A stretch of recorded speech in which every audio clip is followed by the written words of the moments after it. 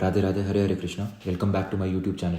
आज का जो टॉपिक है वो है एंग्जाइटी, डिप्रेशन। आज हम समझने की कोशिश करेंगे इस वीडियो में कि डिप्रेशन होता क्या है, एज अ कॉन्सेप्ट आता कहाँ से है डिप्रेशन, डिप्रेशन के पीछे रियल रीजंस क्या हो सकते हैं, उसके सोल्यूशंस क्या हो सकते हैं और एस्ट्रोलॉजिकली डिप्रेशन को किस तरीके से आइडेंटिफाई किया जा सकता है।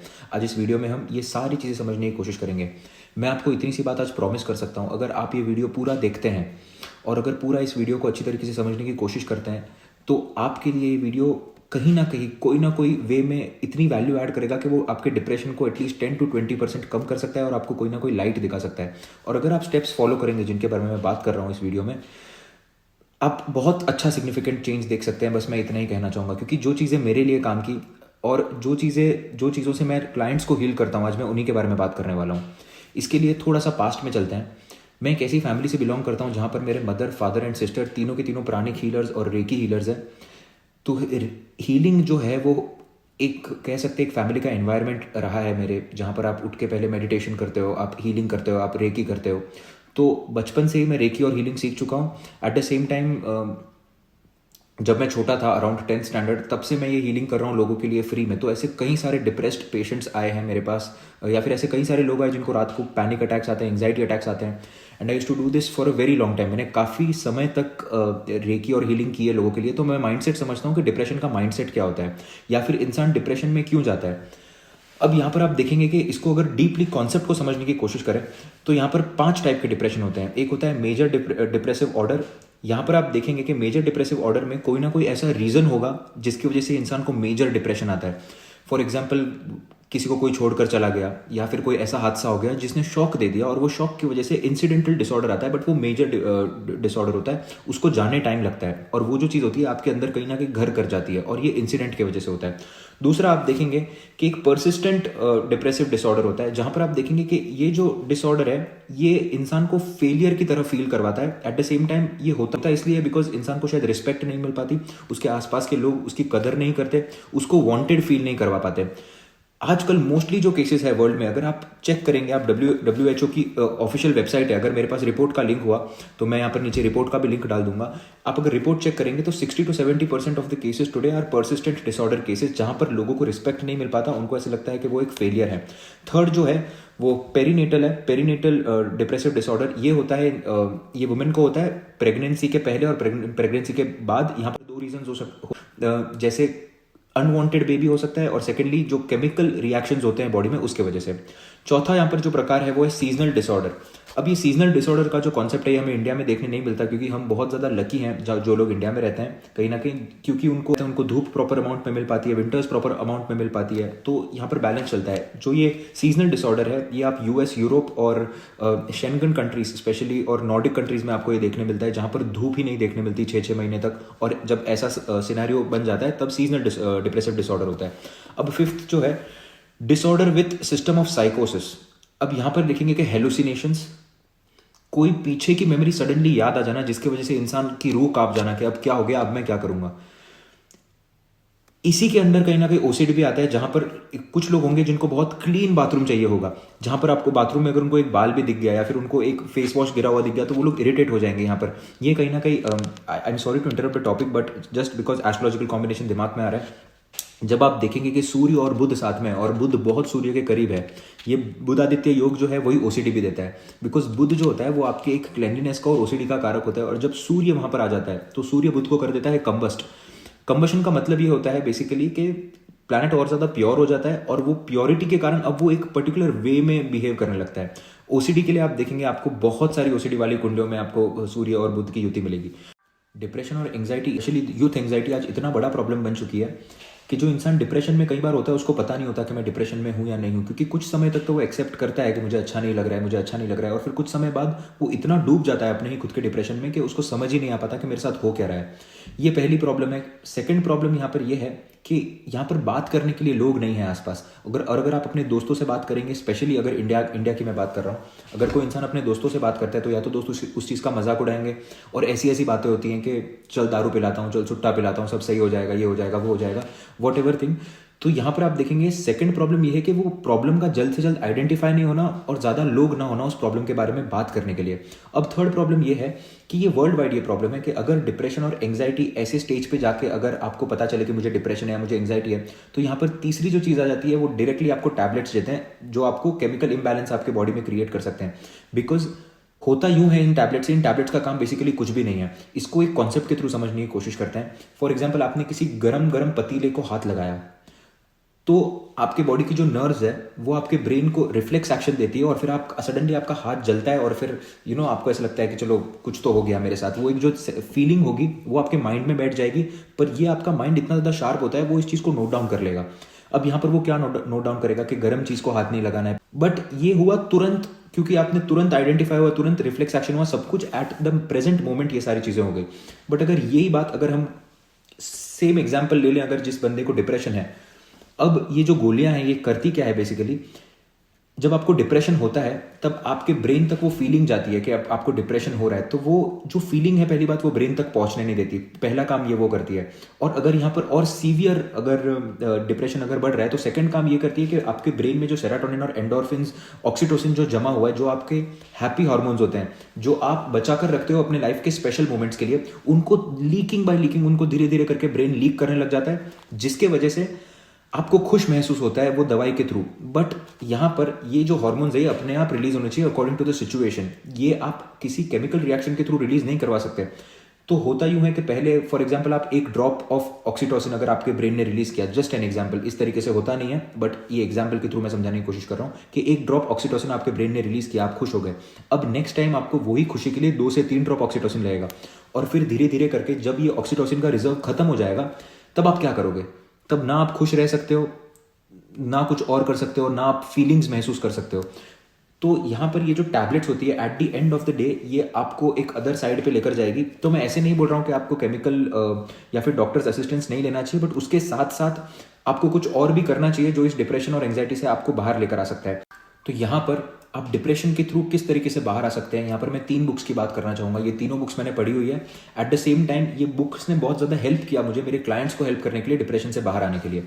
अब आप यहाँ पर देख सकते हैं कि फॉर एग्जांपल आपके बॉडी में पहले से ही केमिकल इंबैलेंस है। अगर आपका सूर्य जो है वो पाइसिस में बैठा हुआ है, अगर आपका जो चंद्रमा है वो पाइसिस में बैठा हुआ है, तो आपको पता है कि कहीं ना कहीं वाटर एलिमेंट्स में अगर आपके सूर्य और आपके चंद्रमा बैठे हुए हैं तो आप वैसे भी इमोशनली जेनेटिकल डिप्रेशन आपको दे सकता है। बट इसका मतलब ये नहीं कि जेनेटिकल डिप्रेशन ठीक नहीं हो सकता। अगर कुंडली में आपको जेनेटिकल डिप्रेशन दिख रहा है तो आपको वो पर्टिकुलर जो एलिमेंट है, फॉर एग्जांपल यहाँ पर अगर देखेंगे मून अगर पाइसिस में, सन अगर पाइसिस में, तो वाटर एलिमेंट है। तो आपको अब ऐसा सोचना चाहिए कि अगर मुझे इस डिप्रेशन को ट्रीट करना है और अगर मैं यहाँ पर ऑलरेडी टैबलेट्स ले रहा हूँ तो इस बात का ध्यान रखें कि आपको यहाँ पर वाटर एलिमेंट से आप अपने आप को ठीक कर सकते हैं।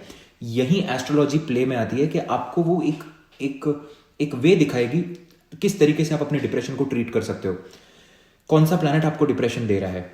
तो 3 बुक्स की बात करते हैं और ये 3 बुक्स मैं हर एक को रेकमेंड करता हूँ समझने के लिए, सीखने के लिए, ताकि आपको एक पर्सपेक्टिव दे सके लाइफ में। तो पहली बुक का नाम है undoing depression by Richard O'Connor. अब इस बुक के अंदर इन्होंने बात की है 2 स्पेशल फैक्टर्स की। पहला है सेटिस्फैक्शन और दूसरा है feeling different range of emotions. अब आप देखेंगे कि सेटिस्फैक्शन आपको कब आ पाता है। सेटिस्फैक्शन आपको तभी आ पाएगा जब आप किसी काम में बहुत ज़्यादा अच्छे हो जाएंगे, या फिर आपको ऐसे लगेगा, आपको मन में ऐसा लगना चाहिए कि ये काम मैंने मेरे बेस्ट ऑफ द कैपेसिटीज़ या मेरी बेस्ट ऑफ द कैपेबिलिटीज़ में किया है। पहली बात, इसको एक एग्जाम्पल से समझने की कोशिश करते हैं। पानी जब बॉईल होता है वो 99 डिग्रीज तक बॉईल होता है और फिर वो 100 पे जाके वो वेपराइजेशन शुरू होता है, वो भाप 100 डिग्री पर बनता है। तो यहाँ पर जब तक आप 100 डिग्री पर ना पहुंचो तब तक आपको गिव अप नहीं करना है। वो पॉइंट कभी भी चेंज हो सकता है, ऐसी होप में आपको रहना है और काम करते रहना है, तभी आपको सेटिस्फैक्शन मिल पाएगा। और जब आपका सेटिस्फैक्शन का लेवल बॉडी में इंक्रीज होता है तब आपके ब्रेन में सेरोटोनिन रिलीज होता है जो आपको परमानेंट हैप्पीनेस दे जाता है। पहली बात ये। दूसरी बात ये, वो डिप्रेशन को और बैड इमोशंस को मिक्स कर देते हैं, जबकि बैड इमोशन हमारे लाइफ का एक बहुत ज़्यादा इंपॉर्टेंट हिस्सा है। अगर आप गलत इमोशन फील नहीं कर पाएंगे तो आप फील ही नहीं कर पाएंगे। फॉर एग्जाम्पल, जब आप वो एक स्वीट ब्रेकअप सॉन्ग सुनते हैं तब आपको एक अनकंफर्टेबल इमोशन आप महसूस कर सकते हैं, या फिर एक सैड इमोशन आप महसूस कर सकते हैं। वो महसूस करना भी ज़रूरी है, वो आपको लाइवली रखता है। बट यहाँ पर डिप्रेशन और बैड इमोशन को आप किस तरीके से अलग अलग कर सकते हैं और दोनों पे किस तरीके से काम कर सकते हैं उसके बारे में भी बात की गई है। दूसरी बुक का नाम है stop over thinking by Nick ट्रीटन। अब आप देखेंगे ये जो he is one of my favourite authors, because बहुत ज़्यादा स्ट्रेट फॉरवर्ड और बहुत ज़्यादा क्लियर कट उनका मैसेज होता है। अब यहाँ पर सिंपल टेक्निक्स के बारे में बात की गई है जहाँ पर से ओवर थिंकिंग आपको किस तरीके से डिप्रेशन में लीड कर सकती है। इसको एक एग्जाम्पल के थ्रू समझने की कोशिश करेंगे। फॉर एग्जाम्पल, आपने इंस्टाग्राम पे कोई स्टोरी डाली। अब आजकल ये बात से आई थिंक हर कोई रिलेट कर पाएगा। आपकी आदत होती है कि आपने इंस्टाग्राम स्टोरी डाली और फिर आप चेक करते हो मेरी इंस्टाग्राम स्टोरी किसने देखी। आपने अपना डोपामीन रश उधर खत्म कर दिया। फिर सेकंड आपको और डोपामीन रश की जरूरत होती है, तो फिर आप देखते हैं कि चलो इतने लोगों ने मेरी इंस्टाग्राम स्टोरीज चेक कर ली। फिर आपके दिमाग में आता है कि इसने मेरी इंस्टाग्राम स्टोरी क्यों नहीं चेक करी, जिसके लिए आपने इंस्टाग्राम स्टोरी डाली हुई है उसने अभी तक चेक करी या नहीं करी। आपका दिमाग या तो वो डायरेक्शन में जाएगा, या तो अगर किसी ने स्टोरी देख ली होगी जो आपका मन पसंद है या जो आपको नहीं पसंद है, आप उसके प्रोफाइल में फिर जाओगे। उसके प्रोफाइल में जाके आप फिर से उसको स्टॉक करोगे और उसकी लाइफ के बारे में और ज्यादा इंफॉर्मेशन निकालने की कोशिश करोगे।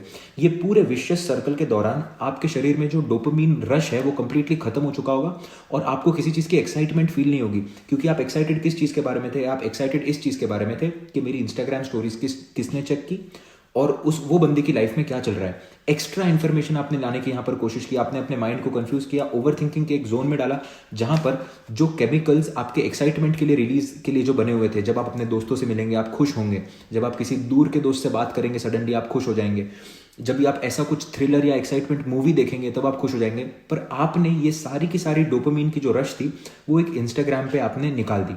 अब ये आप रेगुलरली अगर करेंगे तो वो डिप्रेसिव टेंडेंसीज को लीड करेगा। इस बुक के अंदर इसी बारे में बात की गई है कि ओवर थिंकिंग को किस तरीके से रोकना है और इसी क्या टेक्निक्स हो सकती है जिससे आप ओवर थिंकिंग को रोक सकते हो। And third book, my personal favourite, उसका नाम है you are what you say by Matthew Bird and Harry Rothstein. अब आप देखेंगे इस बुक के अंदर it is a very beautiful book. Firstly ये आपके साइकोलॉजिकल माइंड के अंदर जाकर आपको चीज़ें बताने की कोशिश करती है कि आप जो बोल रहे हो वो किस तरीके से मैनिफेस्ट होगा। और ये बुक मैनिफेस्टेशन के लिए बहुत ज़्यादा अच्छी है। कहीं ना कहीं ये बुक जो है ये आपको डिप्रेशन से बाहर भी ला सकती है और आपको इंपॉर्टेंस बता सकती है कि आप खुद के बारे में जो सोचते हो वही दुनिया आपके बारे में सोचेगी। बिकॉज अगर आप खुद के बारे में अच्छा नहीं सोचोगे, अगर आप सेल्फ रिस्पेक्ट नहीं करोगे अपनी, तो दुनिया भी आपको उसी नज़रिए से देखेगी। आप देखेंगे कि बेसिकली किसी दो बंदे का झगड़ा हो गया और जो दूसरा बंदा है अगर वो डर डर के रहेगा, दब दब के रहेगा, दुनिया को पता चल जाएगा कि वो डर के और दब के रह रहा है। पर अगर दूसरे बंदे ने उसी समय कुछ आवाज़ उठाकर बात कर दी या फिर कुछ हो गया, वो एक ही बार के लिए ऐसा होगा कि बड़ा झगड़ा होगा, बट उसके अंदर आसपास के सारे लोगों को समझ में आ जाएगा कि this man he doesn't take shit. तो यहाँ पर उस कॉन्सेप्ट के बारे में बात की गई है पहली तो। और सेकेंडली कि आप खुद से जो बातें करते हैं ये बहुत ज़्यादा इंपॉर्टेंट होता है सेल्फ टॉक करना रेगुलरली, कि आप खुद से जो बातें करते हैं वो किस तरीके से आपके लाइफ में बदलाव ला सकती है। ये मैंने आगे के वीडियो में जो रेमेडीज़ लिखी हुई है उसके अंदर इस बुक में से रेमेडीज़ ली गई है 2, and it is one of the most beautiful books which I have read.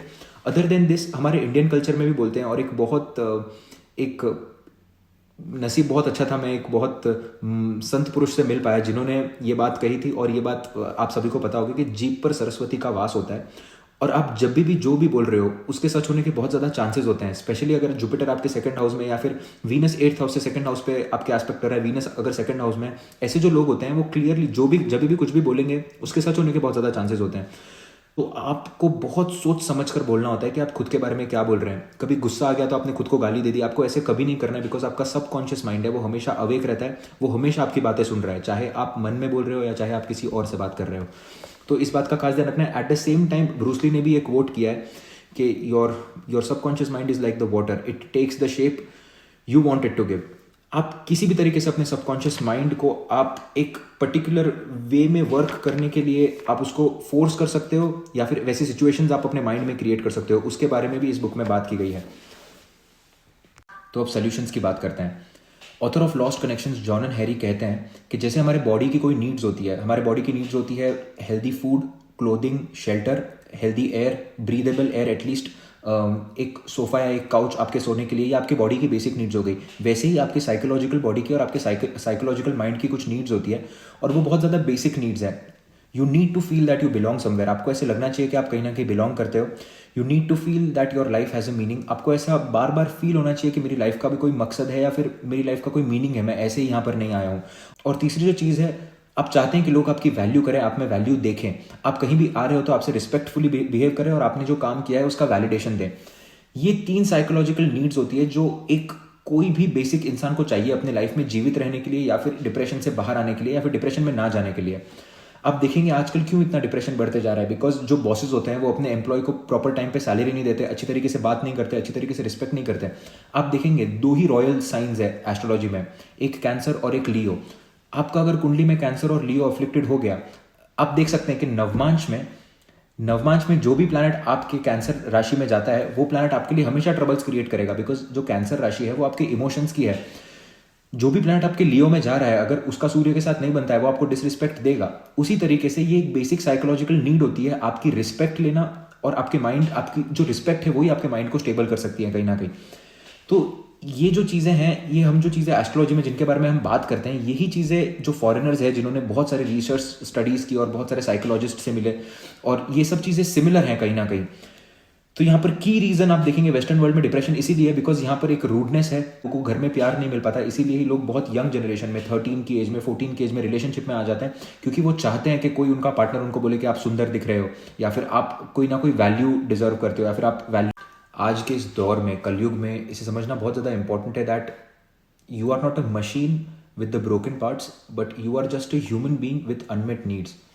Richard Gramson अपनी थियोरी में बात करते हैं कि आप अगर राह चलते इंसान को जिसको आप नहीं जानते हो, आपके अंदर एक डोपामीन की रश ऑलरेडी पैदा हो रही है, आप उसको जाकर सिर्फ अप्रिशिएट कर दो।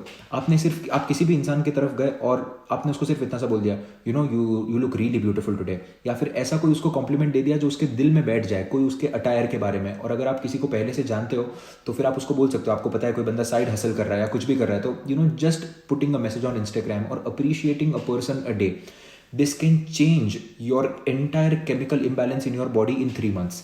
This is a clinically proven study. और इसके अलावा मेरे को ग्रंथ का नाम याद नहीं आ रहा, sorry, and I make sure that I find out that, and मैं अगले वीडियो में या फिर डिस्क्रिप्शन में उसके बारे में बात करूं। क्लियर लिखा गया है कि यहाँ पर कि अगर आप किसी को अप्रिशिएट करते हो उससे आपका जुपिटर बेटर होता है, और आपका जुपिटर एंड मर्क्यूरी भी बेटर होता है। आप कुंडली में देखेंगे कि जिनकी भी कुंडली में जुपिटर और मर्क्यूरी का एक्सचेंज है, या फिर जुपिटर और मर्क्यूरी बहुत प्रोमिनेंट पोजीशन में एक दूसरे के साथ बैठे हुए हैं, और अगर वो पॉजिटिवली काम करते हैं, ऐसे जो लोग होते हैं दूसरे लोगों को बहुत ज़्यादा अप्रिशिएट करते हैं, और दूसरों को अप्रिशिएट करने की वजह से उनके लाइफ में उनको बहुत ज़्यादा सक्सेस देखने मिलता है। टेलर स्विफ्ट की अगर हम कुंडली देखेंगे तो जुपिटर और मर्क्यूरी का एक्सचेंज है 4th और 10th हाउस के बीच में। आप देखेंगे कि एज एन आर्टिस्ट तो वो बहुत ज़्यादा फेमस है, बट वो क्यों फेमस है? उनके अच्छाई की वजह से फेमस है। एक अच्छे इमोशनल नेचर और इमोशनल इंटेलिजेंस होती है इंसान की, और वो अच्छे इमोशनल इंटेलिजेंस की वजह से फेमस है। अगर आप सिर्फ दिन में एक इंसान के साथ ऐसा करें, चाहे आप इंस्टाग्राम पे करें, व्हाट्सएप पे करें, और अगर रियल लाइफ में करें तो वो बहुत ज़्यादा और बेटर होगा। अगर आप इंस्टाग्राम में व्हाट्सएप पे करते हैं उससे आपका राहु बेटर होता है, और अगर आप ये रियल लाइफ में करेंगे तो आपका रियल लाइफ में जुपिटर बेटर होगा। पर ये एक ऐसी टेक्निक है जो सिर्फ आपके लिए काम नहीं करती, वो सामने वाले के लिए भी काम करती है। फॉर एग्जाम्पल, आप अगर किसी को एक कॉम्प्लीमेंट दे रहे हो, उसकी वजह से आपकी जो डोपामीन रश है, वो डोपामीन रश की वजह से आप किसी से बात कर रहे हो, ये आपको अचीवमेंट का एहसास होता है अपने दिमाग में, जिसकी वजह से आपके जो गुड हार्मोन्स है बॉडी के वो बैलेंस होते हैं। एट द सेम टाइम आपने जिसको कॉम्प्लीमेंट दिया उसको तो बेहतर लग ही रहा है, तो उसके बॉडी में भी कहीं ना कहीं गुड केमिकल्स रिलीज हो रहे हैं। तो ये बोथ द वेज, ये बहुत अच्छी रेमेडी ये काम करती है। पिछले कई टाइम से मैंने भी ये रेमेडी शुरू किया है, and it really works brilliantly. आप अगर एवरी डे किसी ना किसी को दुआ दोगे, या फिर एवरी डे किसी ना किसी को जाकर बोलोगे, कुछ अप्रिशिएट करोगे उसको, और दिल से करना है, ऐसा नहीं कि आपने जाकर सिर्फ बोल दिया या फिर एक बहुत ज़्यादा ऊपर के मन से आपने ये बात की, इस तरीके से नहीं करना है। If you can, even for a moment, if you can become a reason for somebody's happiness और a smile, you should do it, because again we are human beings with unmet needs and not just broken machine parts. इस चीज़ को समझना बहुत ज़्यादा important है यहाँ पर। तो आप मेक श्योर करें कि आप एंडोर्फिन्स, ऑक्सीटोसिन और सेरोटोनिन, इन केमिकल्स को बॉडी में समझें, अपने आप को भी समझें, और दूसरों को अप्रिशिएट करें, जितना हो सके अप्रिशिएट करें। दिन में एटलीस्ट एक बंदे को अप्रिशिएट करें। अगर आपने ये रूल बना लिया तो 3 महीने में आप देखेंगे आपका जुपिटर कोई भी पोजीशन में हो कुंडली में, डेबिलिटेशन, एक्सॉल्टेशन, टॉरस में, कहीं भी, राहु से aspected, wherever your Jupiter is, आप उस जुपिटर को पॉजिटिव होते देखेंगे, और जुपिटर से रिलेटेड आपको लक भी मिलेगा, और अगर जुपिटर आपका धन योग बना रहे तो धन भी मिलेगा। तो अब ऐसे एस्ट्रोलॉजिकल कॉम्बिनेशंस के बारे में बात करेंगे जो आपको डिप्रेशन दे सकता है, और अगर ये पर्टिकुलर कॉम्बिनेशंस आपके हॉरोस्कोप में है और आप अपने प्लैनेट्स को इस तरीके से अफ्लिक्शन में देख सकते हो, तो you can figure this out. अगर आपकी कुंडली में कंजंक्शन है मून मर्क्यूरी राहु का 8th हाउस में या 12th हाउस में, तो अक्सर देखा गया है कि ऐसे जो लोग होते हैं वो खुद को बहुत ज़्यादा कर्ज करते हैं और खुद को बहुत ज़्यादा गालियाँ देते हैं। कोई भी छोटा मोटा चीज़ हो गया तो खुद को कर्ज करना, खुद को गालियाँ देना, और खुद को एक ऐसे पोजीशन में विक्टिमाइज कर देना, खुद को एक विक्टिम बन जाना खुद ही, कि मैं तो बेचारा हूँ, मुझसे तो कुछ हो नहीं सकता। और ये जो सारी प्रॉब्लम है यहाँ पर देखने मिलती है।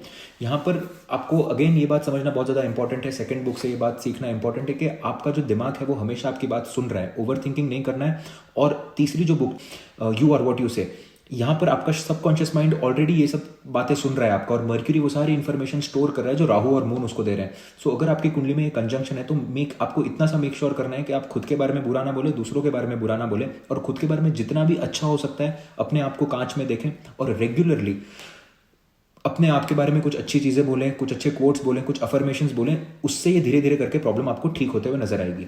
तो कुंडली में अगर आपको जेनेटिकल डिप्रेशन या फिर जनरेशनल डिप्रेशन फाइंड आउट करना है तो उसके लिए आप देखेंगे सूर्य, चंद्रमा और शुक्र को।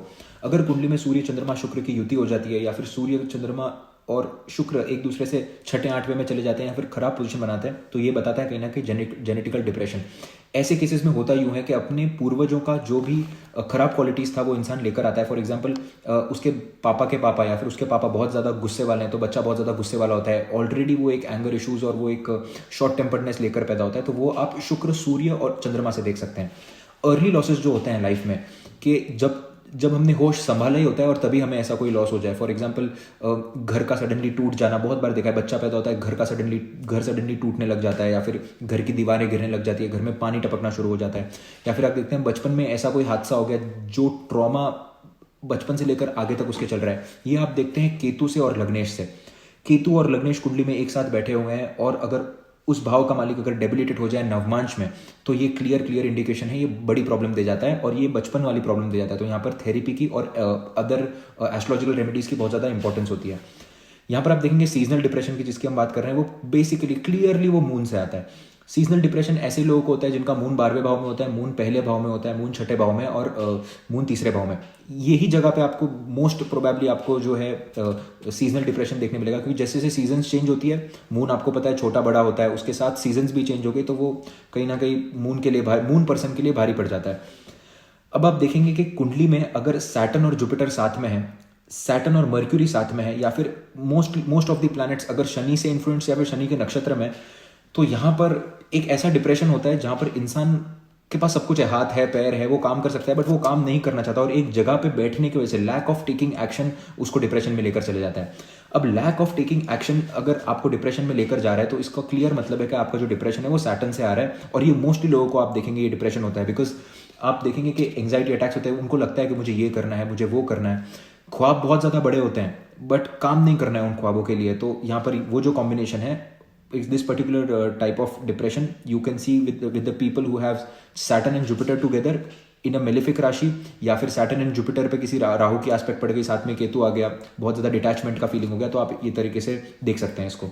अब कुंडली में केमिकल इम्बैलेंस हो जाना, आप देखेंगे चाइल्ड बर्थ के बाद बहुत सारी लेडीज होती है सडनली चेंज हो जाती है, उनको अनियन का स्मेल पसंद नहीं आएगा, या फिर उनको तामसिक चीज़ों से सख्त नफरत हो जाएगी, नॉन वेजिटेरियन वेजिटेरियन बन जाता है, वेजिटेरियन नॉन वेजिटेरियन बन जाएगा। ये जो सारी चीज़ें हैं, ये केमिकल इम्बैलेंस बॉडी में होने की वजह से राहु और मर्क्यूरी दे जाता है। ड्रग्स की वजह से बहुत लोग डिप्रेशन में आता है, वो कंप्लीटली आप राहु की तरफ से देख सकते हैं।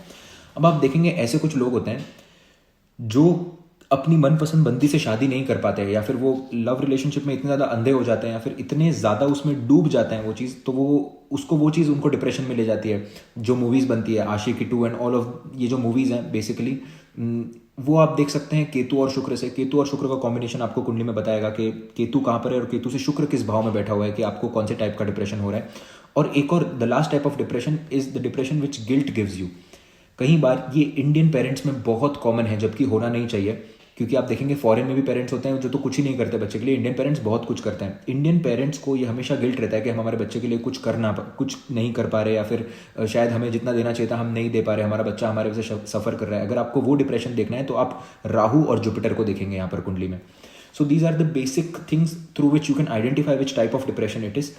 तो अगर आपकी कुंडली में जुपिटर और सैटर्न साथ में है, तो यहाँ पर आपको एक बात समझ जानी चाहिए कि आपको ऐसा कोई काम करना है जिसके अंदर आपको रिस्पेक्ट मिलेगी। आपको प्रोफेशन भी ऐसा ही चूज करना चाहिए जिसके अंदर लोग आपकी रिस्पेक्ट कर रहे हैं। तो कुछ भी काम करो, छोटा या बड़ा। जुपिटर और सैटर्न अगर कुंडली में साथ में, तो धर्म कर्म योग बनता है। आप वैसे भी बहुत ज़्यादा विजडम वाले हैं, आपको ऐसा कुछ काम करना है जहाँ पर लोग आपकी रिस्पेक्ट कर रहे हैं, आपकी इज्जत कर रहे हैं। अगर यहाँ पर पहले भाव में शनिदेव बैठ गए और शनिदेव की वजह से अगर कुंडली में डिप्रेशन दिख रहा है, तो आपके लिए बहुत सिंपल सा उपाय है कि जब भी आपको उठने का मन ना करे तभी आपको उठना है। फॉर एग्जाम्पल बहुत बार ऐसा होता है, ये मैं साइकोलॉजिकली बात कर रहा हूँ, कि आप कहीं बैठे हुए हैं और आपको कुछ करने का मन हुआ और आपका बिल्कुल मन नहीं कर रहा है, तो आपको उस टाइम अपना मन को लिटरली मार देना है और आपको तुरंत उठ जाना है। ऐसे टाइम पे आपको उठना है जिससे आप अगेन एंड अगेन आप मार्स की एनर्जी को इन्फ्यूज कर रहे हो यहाँ पर। तो taking action when you don't want to take action, यहाँ पर आपका सैटर्न इंप्रूव कर जाएगा। अगर कुंडली में सूर्य और चंद्रमा साथ में, तो जैसे पहले मैं बता चुका हूँ 10 बजे से पहले आपको सोना है और 4:30 के पहले आपको उठ जाना है। सूर्य और चंद्रमा बैलेंस हो जाएंगे आपके। अगर कुंडली में मर्क्यूरी, मून और राहु की युति है, या फिर कुंडली में मार्स, सैटर्न और राहु की भी युति है, तो सेम रेमेडी है यहाँ पर। आपको 10 अफर्मेशन लेने हैं। 10 अफर्मेशन आप इंटरनेट से उठाकर लिख लीजिए, या फिर आपको अपने बारे में जो चीज़ें अच्छी लगती हैं वो एक पेपर पे नोट डाउन कीजिए। सुबह सुबह सबसे पहले उठने के बाद आपको कांच में देखना है और आपको वो 10 सेंटेंसेस बोलने हैं। ये जो कॉम्बिनेशन है आपका पॉजिटिव होते जाएगा।